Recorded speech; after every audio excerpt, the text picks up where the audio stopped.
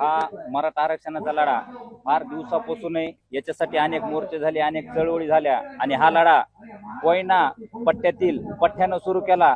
तो लढा गोद्या पट्ट्यातील पठ्ठ्यानं आजरामर करण्याच्या बाउंड्रीवर आणून सोडला आणि आज ही जी नियोजनाची 25-30 गावातील इंद्रायणी पट्ट्यातील गावांची जी बैठक आहे, या ठिकाणी नियोजनासाठी 18 पगड जातीतील अनेक धर्मातील लोक इथं जमलेले आहेत। आणि आमचं जे मुंबईचं जे नियोजन आहे, कारण मराठ्याला नियोजन सांगायचं काही गरज नाही, कारण मराठ्यांनी आटकेपार झेंडे बिना नियोजनाचे लावलेले नाहीत, म्हणून मराठ्याच्या रक्तातच नियोजन आहे। आता जे आपण ज्या वेळेस गेल्या वर्षी मुंबईला गेलतो त्यावेळेस सर्व मीडियानं आणि जगानं मुंबईच्या मोर्चाची दखल घेतलेली आहे, कारण मराठे ट्रॅक्टर असतील, टेम्पो असतील, त्याच्यामध्ये पूर्ण पाण्याच्या टाक्या असतात, जार असतात, स्वतःचं अन्नधान्य महिनाभर पुरण एवढं सोबत घेतलेलं असतंय आणि पूर्ण जी आपली व्यवस्था आहे ती स्वतः केलेली असती।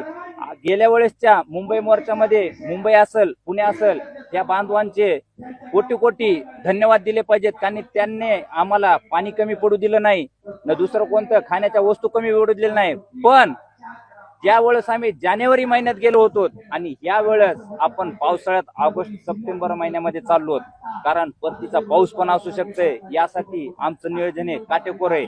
आमचं अन्नधान्य सोबत असेल, आमचं पाणी सोबत असेल आणि आम्हाला जर पावसात लागून राहिला तर आम्ही जसं की यात्रेला जाताना रावट्या असतात, कॅरीबॅग असतात, छत्र्या असतात, रेनकोट असतात, ही सगळी तयारी मराठ्यांची फुल आहे।